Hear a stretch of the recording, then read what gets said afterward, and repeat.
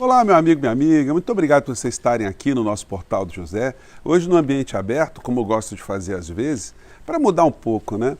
Para discutir com vocês algumas questões assim que eu tenho percebido muito nos comentários. Se você está sentindo uma espécie de pasmaceira no nosso país, você está achando as coisas meio sem resolução, sem apontamentos para o futuro, saiba que você não está sozinho e você não está enganado. Mas isso não é de todo ruim, não. Se a gente levar em consideração, algumas coisas estavam acontecendo alguns meses para trás, algumas semanas para trás. Se você observar bem, exatamente há um mês, nessa data, 2 de setembro, a gente estava preocupado, ou muitas pessoas estavam preocupadas, com o que poderia acontecer no nosso país a partir do dia 7 de setembro. Inclusive eu criticava muito, inclusive os meus colegas que estão aqui nas redes sociais de uma maneira geral, que tem canais no YouTube, algumas instituições, que o tempo todo falavam na ameaça de golpe do Bolsonaro, e o Bolsonaro prepara o golpe, e o golpe está vindo, enfim, depois do golpe. Isso foi criando uma tensão muito grande, exceto aqui para nós, porque nós sempre falamos que nunca houve a possibilidade de ter uma transformação, uma ruptura integral do nosso sistema político por uma questão muito simples que eu também já abordei com vocês várias vezes, porque a área econômica está absolutamente blindada. Quem sempre se deu bem em países como o nosso continua a se dar ainda melhor, inclusive durante a pandemia. O nosso país está, segundo alguns economistas, está tendo algumas pequenas recuperações. Mas recuperação para quem, cara pálida? Recuperação para quem já estava muito bem recuperado, porque quem estava lá na base da pirâmide, essas pessoas estão aí nessas cenas que a gente está vendo, essas cenas deploráveis aí de pessoas tentando ir atrás de restos de ossos, enfim. Esse tipo de situação ninguém se ocupa para debater nas redes de direita, né? Para as redes de direita, essas situações são absolutamente inexistentes. Então, quando você olha o nível de tensão que a gente estava há alguns meses atrás e olha o que está acontecendo agora, de fato, a situação parece ser uma pasmaceira, previsível, como eu já tinha conversado aqui com vocês. Como nós apontávamos aqui que não haveria a tal ruptura, o que aconteceria no momento seguinte seria a frustração de grandes camadas que acreditavam nessa estrepulia do presidente da República. E o que eu estou observando hoje nas redes sociais de uma forma bem concreta? Gente, quando eu criei aqui o Portal do José, eu criei para 10 pessoas, para conversar com 10 pessoas, eram 10 inscritos. Então, quando eu estou hoje com vocês aqui e mais de 448 mil pessoas inscritas, é sinal que aquele pensamento que eu tinha de lutar, de conversar com as pessoas, de tentar esclarecer ao máximo, ele está avançando.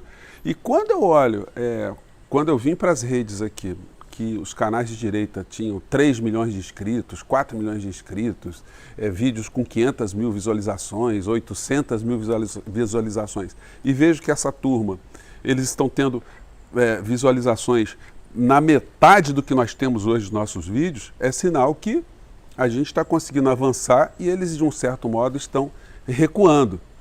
Isso tudo está gerando um espaço de grande reflexão aqui no nosso país, porque como acabou o discurso louco, porque como também era previsível, eles não vão falar mais em artigo 142, você não ouve falar mais o nome do Alexandre de Moraes, você não ouve falar mais o nome do Barroso, você não ouve falar mais em Supremo Tribunal Federal, enfim. Agora eles voltaram às teorias conspiratórias mais rasteiras. Então agora com essa questão da vacina, a questão dos tratamentos, enfim, que eu já mostrei no nosso encontro anterior, que são absolutamente criminosas as falas dessa gente toda. Conforme eu salientei e apontei, se você não assistiu o nosso encontro anterior, dê uma clicada ali, porque eu vou colocar no finalzinho o link para você assistir. Eu aponto ali as estatísticas do que está acontecendo no mundo. Os países que não estão adotando os tais tratamentos precoces estão tendo até a metade ou menos da metade do número de mortos do que estão acontecendo aqui no nosso país.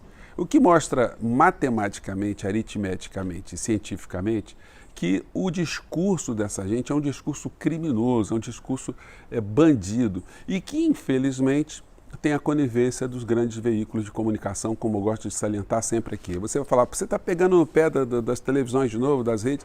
Gente, olha só, todos os processos de transformação no mundo, quando você teve sociedades que ficaram revoltadas com a fome, com o frio, com a desigualdade, com a injustiça, muitas vezes esse sentimento que não pôde ser contestado por máquinas de informação, ele avançou e ele acabou fazendo rupturas, acabou proporcionando revoluções.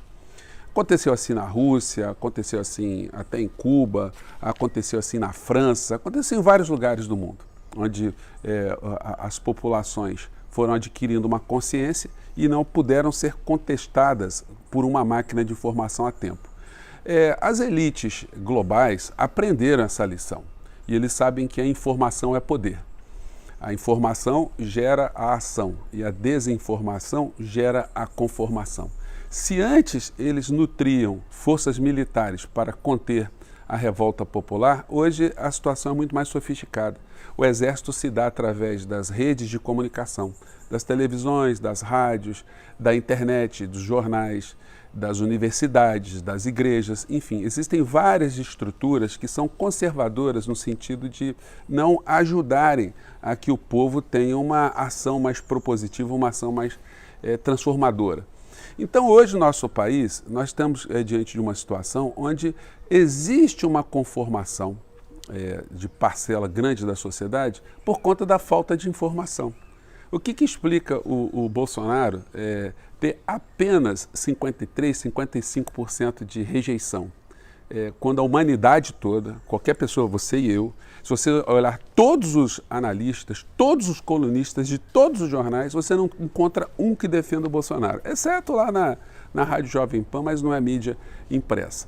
Eles descobriram um nicho ali, estão ganhando muito dinheiro, porque eles identificaram que tem uma parcela da população que tem um nível de ignorância política muito grande e eles estão trabalhando em cima dessas pessoas. Mas isso vai ter um fim. Isso não vai durar para sempre, até porque as elites econômicas, financeiras, elas vão se reciclando, elas pegam o palhaço, o trouxa da vez para representar um papel, como no caso o presidente da República, que acha que manda muito, e depois eles descartam e espancam, incendeiam a figura como se fosse um Judas, para tentar um outro que represente os mesmos interesses. E hoje, eu estava vendo aqui uma matéria no estado de São Paulo, essa aqui, que nos aponta alguns cenários também que eu já comentei com vocês. CPI mira caso de filipino para levar Bolsonaro à Haia. Muita gente tem questionado essa coisa, né? Se o Bolsonaro pode ser processado fora do Brasil. Pode, e está tendo agora um precedente muito interessante no caso desse presidente das Filipinas. A matéria diz: investigação aberta contra Duterte pode servir de jurisprudência para denúncia contra brasileiro, dizem juristas. Gente, o que está acontecendo? Está acontecendo o seguinte, no caso das Filipinas, o cara lá, ele foi eleito, mas ele implementou uma pauta de ultradireita, legitimando no seu discurso, veja a importância de uma figura quando chega à liderança de um país, né? Começou a legitimar extermínio de pessoas acusadas de algum tipo de envolvimento com droga. Então os grupos de extermínio lá começaram a se disseminar de uma forma muito grande. Como ele é o governante do país, ele tem uma grande influência também no Ministério Público, na polícia, na justiça do país. Isso faz desaparecer os crimes contra o seu próprio povo e que para o direito penal internacional é um crime contra a humanidade? Não. O que ele fez? A matéria não diz isso, mas eu já estudei o assunto e vi que ele rompeu, inclusive, com a Corte de Direito Penal Internacional. Ele não reconhece mais, porque ele sabe que ele pode ser alcançado e será alcançado por conta disso. Os juristas brasileiros e a CPI estão querendo colocar o Bolsonaro nessa situação. E tem 3 processos contra o Bolsonaro em Haia, por várias razões. Um já está em andamento e o outro ainda não foi apreciado.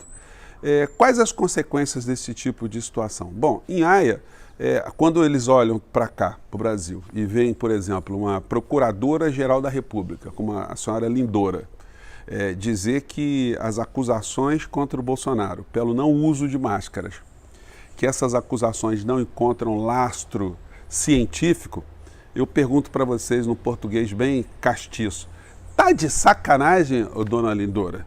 A senhora é paga pelo povo brasileiro para cuidar dos interesses do povo brasileiro e a senhora se converte em advogada de uma figura como presidente da República, contrariando todas as informações científicas do mundo? Então, a ministra Rosa Weber mandou de volta esse inquérito lá para a Procuradoria-Geral da República para dar uma chance para a dona Lindora, para ela se desculpar desse tipo de comportamento contra a sociedade, contra o povo brasileiro, contra a saúde do nosso povo, porque ela está sendo remunerada, regiamente, muito bem remunerada, para fazer exatamente o contrário, porque o Ministério Público é o fiscal da lei e zela pelos interesses da sociedade, como está previsto no artigo 127 e seguinte da nossa Constituição Federal.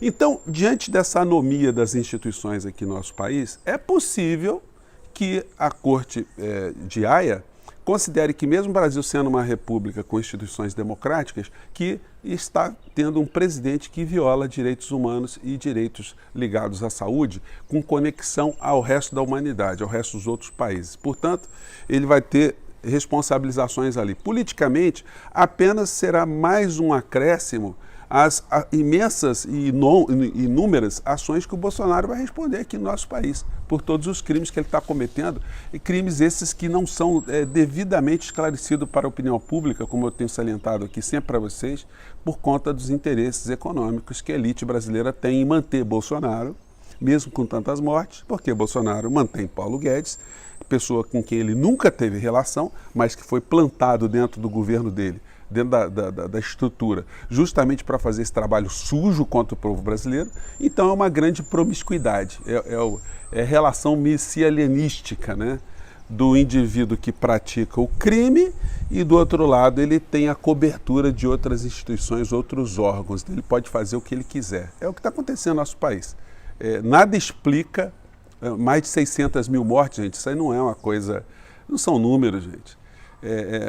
Qualquer morte violenta que aconteça e que ganhe algum tipo de repercussão, a gente tem noticiários que varam semanas, meses, e a gente tem aqui no nosso país mais de 600 mil mortes cruéis que estão acontecendo ainda no nosso país.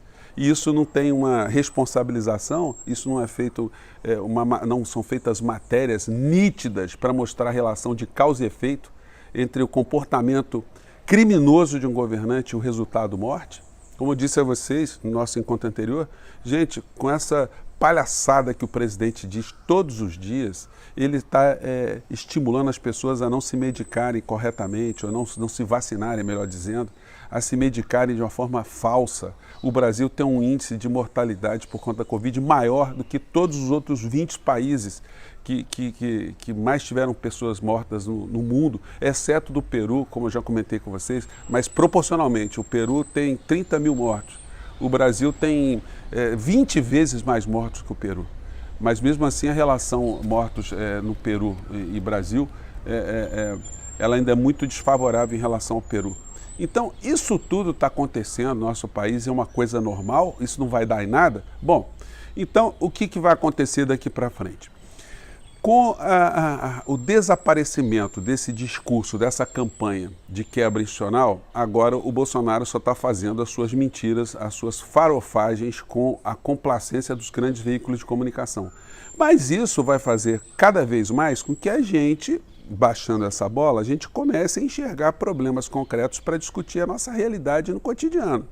Então, daqui para frente, o trem começa a entrar num trilho até chegarmos em 2022. Em 2022, vamos ter as candidaturas, nós vamos fazer debates aqui no nosso portal e a gente espera que quanto mais debates surgirem, mais a máscara dessa criatura que governa o nosso país e das pessoas que lhe dão apoio caia para que a gente consiga enxergar o que está por trás. É muito difícil, porque o sistema tem dessas situações, o sistema econômico. Se antes eles dominavam os povos por forças militares, hoje eles dominam pela alienação, pela desinformação, pelo tipo de programação, pelo tipo de entretenimento, pelo tipo de diversão, pelo tipo de de desfocalização dos nossos problemas reais. Gente, eu tinha outros assuntos para conversar com vocês, mas eu vou deixar para o nosso próximo encontro.